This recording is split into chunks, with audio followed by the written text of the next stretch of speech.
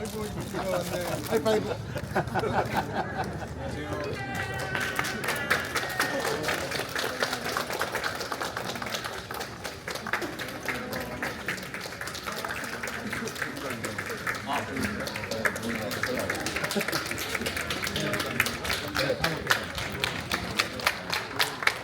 일본권이고 우승이 다 모여서 한국회라고 축구 선수.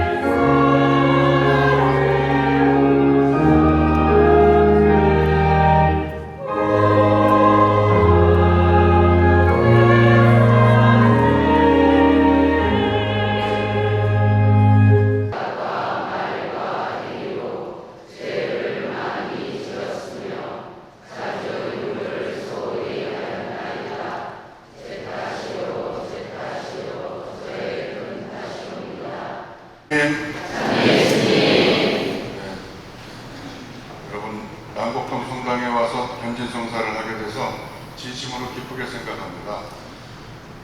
이제 저는 주교된 지 1년 조금 넘었어요. 생긴 건 올드한데 주교로서는 대한민국에서 제일 젊은 주교입니다. 현직 주교님이 23분인데 그중에서 나이 서열로는 8위, 8번째지만 막내 주교입니다. 주교단에서는 베이비 비숍이라고 저러는데 그래서 실수도 많아요. 아까 들어오자마자 향을 쳤어야 되는데 깜빡 잊어먹고 안 쳤어. 그랬더니 김세훈 신부도 또 향을 실수하고 실수가 많아도 신부된 지는 이제 38년 차기 때문에 미사는 빨리 끝내는 기술은 가지고 있습니다. 그래서 견진성사를 댕기고 이게 강론을 이제 견진성사 용어로 이렇게 준비를 해놓는데 사순식이나 성탄, 부활 이런 대축일 시기에는 거기에 맞춰서 전례를 해야 되기 때문에 강론을 또 따로 준비를 해야 했습니다. 그래서 오늘은 부활 제5주일인데 이번 주일 주제는 새로움입니다. 새 계명에 대해서 말씀을 하고 계시고 복음에서 둘째 독서는 또 하나님께서 악을 파괴하시고 오직 선만 남아있게 하시는 새 하늘 새 땅이 일어날 것임을黙示録에서 소개하고 있습니다. 첫째 독서에서는 새로움이라는 형용사는 사용되지 않지만 바오로와 바르나바가 설립한 공동체들이 바로 새로운 공동체들입니다. 이 공동체는 진정한 새 계명을 살아가는 그런 공동체입니다. 그래서 빛을 세상에 비추는 그런 중심이 되는 그런 곳들입니다. 인간을 위해서 당신의 생명을 내놓으심으로써 예수님께서는 창조주이신 천주 성부와 일치를 이루시고 당신께 맡기신 일을 끝까지 완수하십니다. 끝없는 사랑 실천이 하느님에게 영광이 되는 거고 목숨 바쳐 인간을 사랑하는 게 바로 하느님의 속성이라는 걸 보여주십니다. 사람들이 하느님에 대해서 왜곡하고 자기들 나름대로 하느님의 개념을 설정하고 그 설정된 개념으로 제도를 형성하고 그걸로 기득권을 유지하고 이용해 먹고 또 사람들을 착취하고 이런 현장에 하느님이신 예수님이 직접 내려오셔서 그게 아니다. 하느님은 사랑이시다. 그리고 다윗 왕조가 완전히 끝난 것처럼 착각하고 하느님의 사랑이 중단된 걸로 오해하고 절망에 빠져 있는 경우들이 우리 삶에서도 그렇지 않습니까? 그러나 치드키야 왕이 자기 보는 앞에서 왕자들이 다 죽고 자기는 눈이 뽑히고 바빌론의 포로로 잡혀가서 포로 생활로 생을 마감함으로써 2세의 그 다윗 왕조의 그 나무가 그냥 그루터기만 남고 밑둥이 잘려버려서 다 끝난 것 같아 보여서 절망을 했어도 이사야 10장 10절에 2세의 그루터기에 새순이 돋는다. 이사야 예언자를 통해서 야훼 하나님의 예언을 전달하셨듯이 이게 바로 예수님이셨습니다. 하느님의 사랑은 강렬하고 변함없고 끊임없이 작동하고 있다는 걸 우리에게 예수님을 통해서 보여주신 겁니다. 오늘 유언처럼 마지막 가르침을 주십니다. 예수님은 무슨 교리 체계를 설명하거나 어렵게 신학을 강의하신 적이 없고 그냥 쉬운 이야기로 우리에게 당신의 사랑을 전달하셨습니다. 강의보다는 그냥 사랑하셨습니다. 집에서 부모님이 이야기하듯이, 그리고 어머니가 자식 등짝 스매싱을 때리듯이, 야이 독사의 족속들아, 야 이놈들아, 너희는 그냥 회칠한 무덤아, 그게 뭐 회칠한 무덤의 증오가 아니라 그렇게 이런 사탄아 물러가라 이놈아, 이런 식으로 톤을 읽으면 정확할 겁니다. 오늘 세계명을 준다고 하셨습니다. 사실 이스라엘은 물론이고 다른 민족들에게도 인간 상호 간의 애정과 봉사는 상식으로 강조되어 있습니다. 어떤 식으로? 네 이웃을 너 자신처럼 사랑해라, 역지사지, 뭐 이런 이야기는 인류 사회에 공통적으로 내려오는 좋은 윤리 규정입니다. 그런데 예수님은 새 계명을 마지막 훈화 말씀으로 최후의 만찬 때 전달하십니다. 이 새 계명은 당신이 기준이십니다. 서로 사랑해라. 그런데 내가 너희를 서로 사랑한 것처럼 너희도 서로 사랑하여라. 오늘 요한복음 13장 34절의 말씀입니다. 그래야 오늘 묵시록에 나온 새 하늘 새 땅에 동참하게 된다는 것입니다. 그러면 예수님은 어떻게 사랑하셨는가? 자기를 잊고 사랑하셨습니다. 뱀한테서 배운 상식을 그 이전으로 돌려야 한다는 겁니다. 창세기 3장에 나오는 뱀이라고 표현됐지만 그 창세기의 역사적 사실은 아니죠.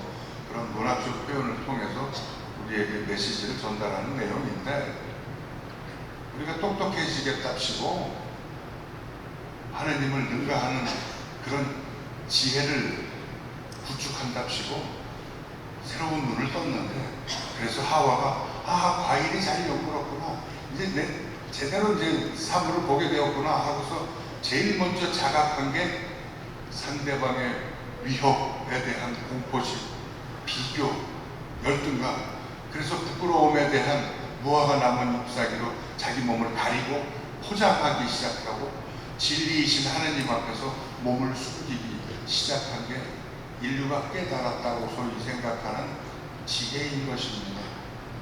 그러지 말라는 거예요. 그런 편견과 선입견으로 상대를 대하지 말고 예수식으로 사랑하라. 그렇지 않고 그냥 네 식으로 네가 사랑하는 만큼 남을 사랑하라는 건 인간 누구나 하는 건데 세계명을 준다는 것입니다. 인간의 가장 고상한 사랑에도 그런 식의 자기라는 것이 들어있기 때문입니다. 우리는 무의식적으로라도 사랑에서 소득을 생각합니다. 그런 독한 것이 원죄 이후로 들어있습니다. 사랑이 주는 즐거움, 행복을 얻으려고 하고 외로움과 공허함을 달래려고 합니다. 심지어 가장 고귀한 사랑인 부모도 때로는 자식의 성공에서 자기의 위로를 추구하려고 할 때가 아주 가끔은 있을 수도 있습니다. 물론 자식이 행복하면 그걸로 되지만 자식이 출세하거나 그러면 그게 부모의 행복이 될 때가 있습니다. 그러나 예수는 그러지 않으셨습니다. 그분의 유일한 바람은 그저 상대방을 구원하기 위해서 할 수 있는 것을 상대방에게 내어주려고 하는 것뿐이었습니다. 제자들의 단점을 아시면서도 계속 사랑하셨습니다. 있는 그대로 행복을 바라고 사랑하셨습니다. 그건 상대방이 자격이 있어서 사랑하는 게 아니라 상대방이 행복하기 위해서 그의 사랑이 필요하니까 사랑하는 것입니다. 가난한 사람, 이방인, 소외된 사람, 병든 사람, 심지어 사악한 사람, 부패한 사람, 십자가 밑에서 당신을 조롱하는 사람, 당신을 처형한 사람을 그들의 미움과 죄를 없애기 위해서는 오직 그들을 사랑하셨을 때에만 그들을 살릴 수 있기 때문에 그렇게 하셨습니다. 이게 새 계명입니다. 그렇기 때문에 당신은 하염없이 용서하고 사랑하십니다. 이해력이 부족하고 상대방이 비겁자가 돼서 등에 칼을 꽂아도, 그리고 그들이 실패하여도 용서하셨습니다. 용서를 모르는 사람은 죽어버립니다. 이 세 계명에 실패하면 맛을 잃은 소금꼴이 됩니다. 그리스도인은 설령 율법을 잘 지킨다 하더라도 그건 빛을 잃은 소금꼴이 됩니다. 그리스도인은 루카복음 16장 19절에 부자와 나자로의 비유에 나오는 부자의 인격이나 사생활이 나빴다는 게 아니라는 걸 잘 알고 있습니다. 예수가 보여준 연민의 감수성과 실천이 중요하다는 걸 우리는 수많은 주일 전례를 통해서, 간문을 통해서 이미 들어서 잘 알고 있습니다. 이제부터는 이 사랑이 주님께서 이 세상에 현존하신다는 표징이 된다고 오늘 예수님께서 말씀하십니다. 보라, 이제 하느님의 거처는 사람들 가운데 있다. 하느님께서 사람들과 함께 거처하시고 그들은 하느님의 백성이 될 것이다. 묵시록 21장 3절. 그리스도가 육화하셨다는 것이 우리의 일상에서 예수식 사랑 실천을 할 때 완성되는 것입니다. 무지하게 힘든 노릇입니다. 근데 여기서 잊지 말아야 할 것이 있습니다. 내가 하겠다고 나서면 그것 또한 뱀이 가르쳐준 잘못된 지혜입니다. 사랑의 원동력은 나한테서 나오는 게 아닙니다.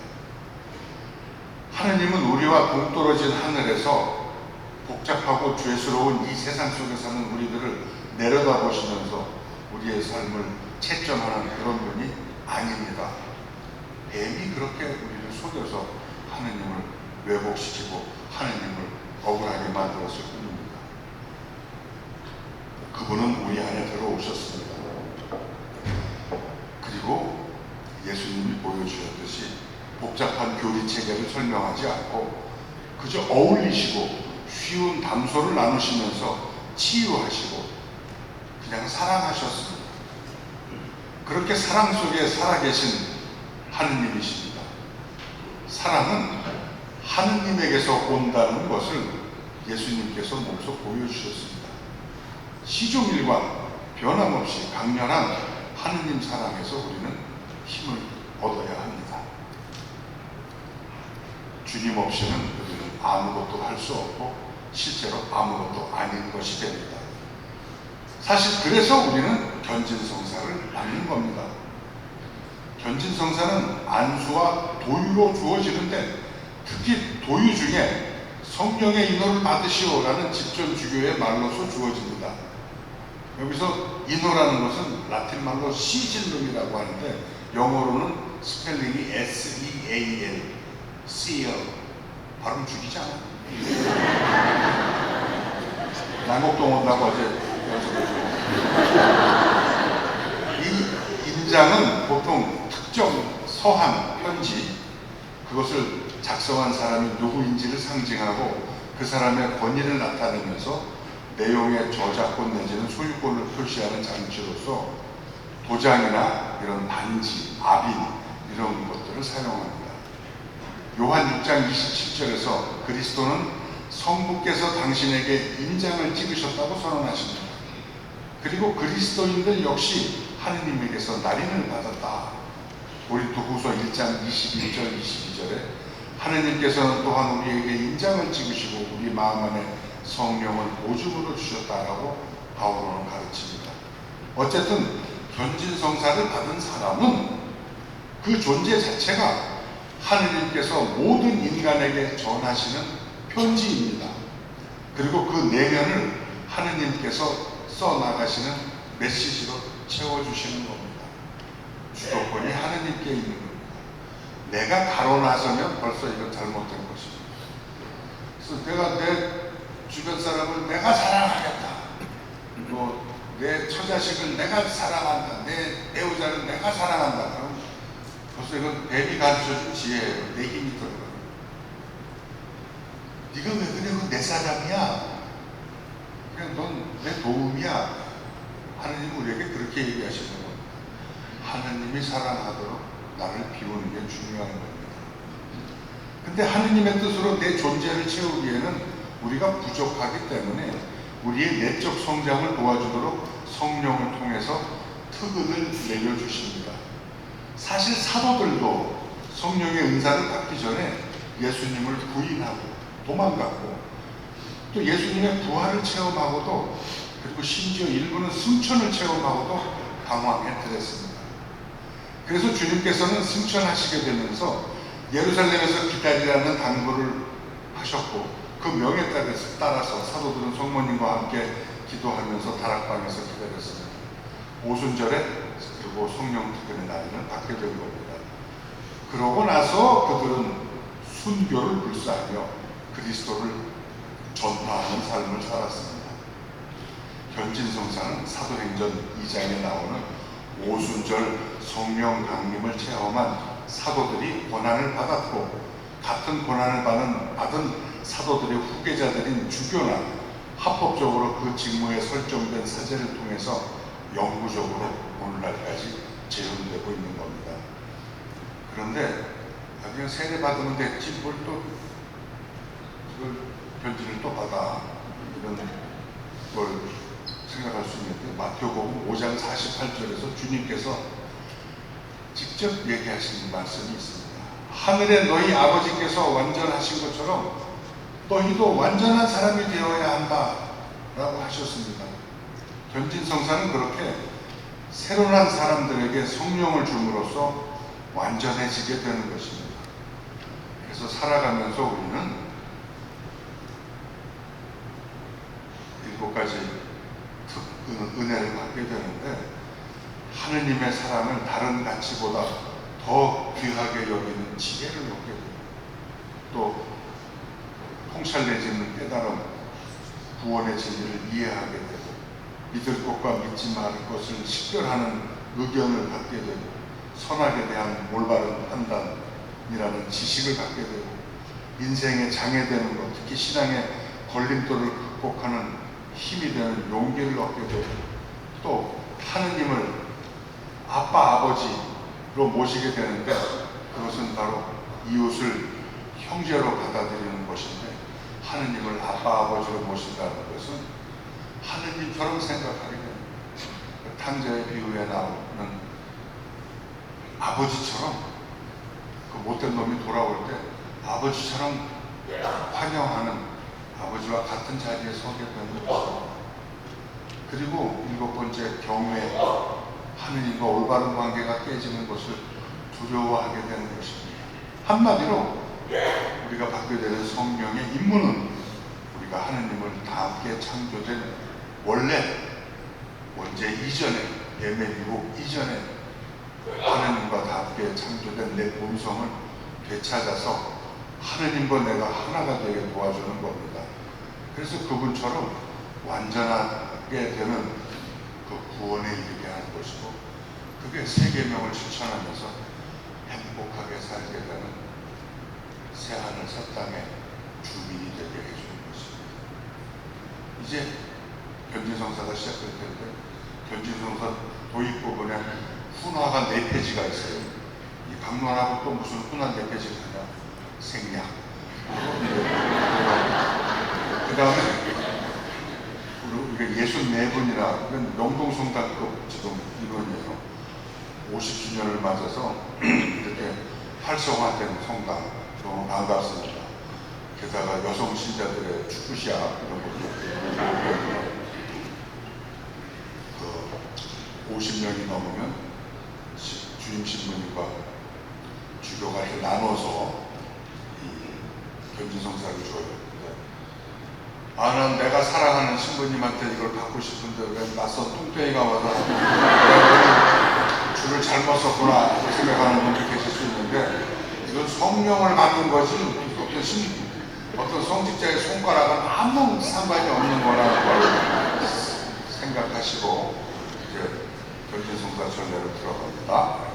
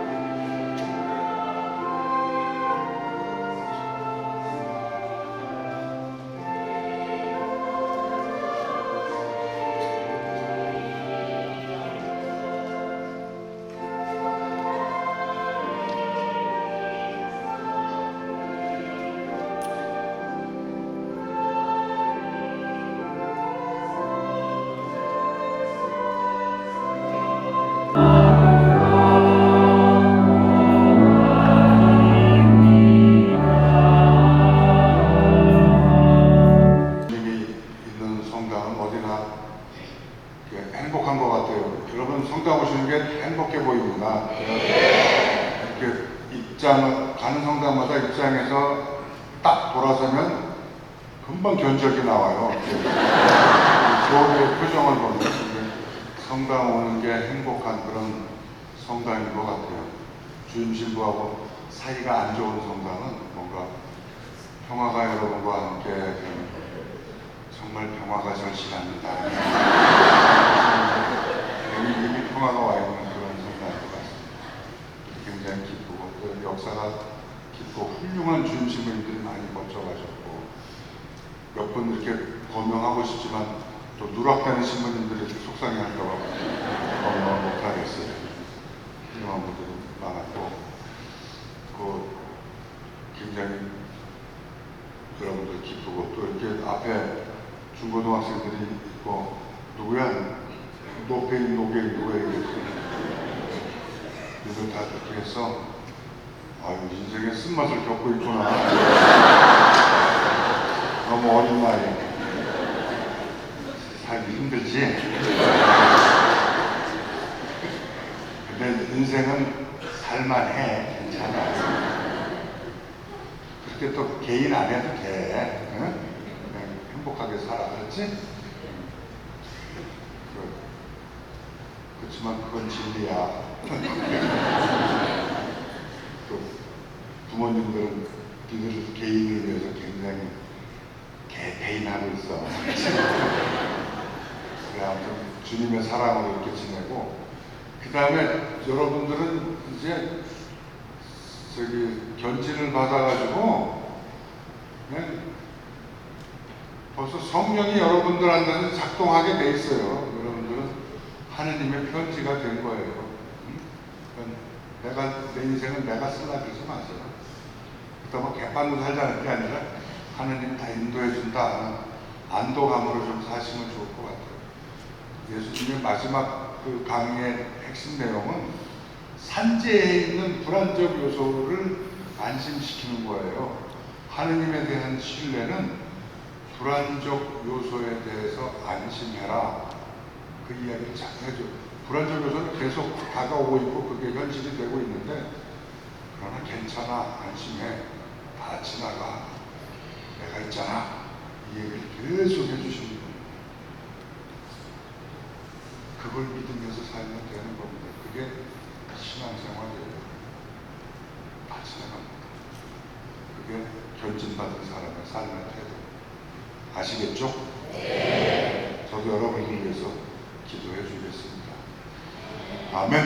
네. 반갑습니다. 그러면 이제 성물 축성을 할 텐데 여러분들 그냥 앉아 계시고 그 다음에 성물 축성한 다음에 영성 채우기도 하고 장엄 축복하고 끝납니다. 근데 제가 축성 기도문을 성물들을 이렇게 끝내면 여기 주임 신부가 이쪽 통로로 해서 이쪽 통로로 해서 성수를 끓이고 다닐 거예요. 근데 성물에 성수를 맞추려고 성자의 부활로 인간을 구원하시고 자녀가 되게 하신 하느님께서는 이 교우들에게 강복하시어 기쁨을 누리게 하여 주소서. 아멘. 이 교우들은 성자의 구원으로 영원한 자유를 선물로 받았으니 주님의 응덕으로 영원한 상속도 받게 하여 주소서. 아멘. 이 교우들은 믿고 세례를 받아 성자와 함께 부활하였으니 이제 올바르게 살아 천상 고향에서 성자와 결합하게 하여 주소서. 아멘. 전능하신 천주 성부와 성자와 성령께서는 여기 모인 모든 이에게 강복하시어 길이 머물게 하소서. 아멘. 이사가 끝났으니 가서 복음을 전합시다. 하느님 감사합니다.